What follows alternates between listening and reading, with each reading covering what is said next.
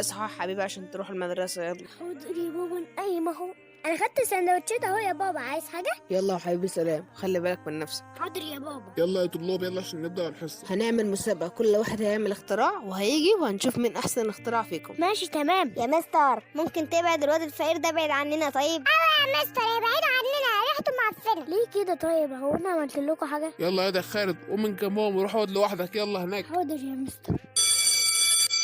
هنزل اقعد لوحدي واكل السندوتش الجبنه اللي معايا ده. انا مش عارف ليه صحابي بيكرهوني. انا اختراع جامد قوي، اخترعت جرد الميه. يا عبيط، جرد الميه ده انا اخترعت قلم رصاص بيكتب. ايه الهبل ده؟ جرد المية وقلم رصاص، خيبت ظني فيكم. وانت يا فقير انت اخترعت ايه؟ انا اخترعت حاجه بتنور واسمها لمبه. انا حاسس ان انت عبيط، انت مضروب من المدرسة. العالم دوت اسمه توماس اديسون، وبعد ما طلع من المدرسه امه علمته وعمل الاختراع اللمبه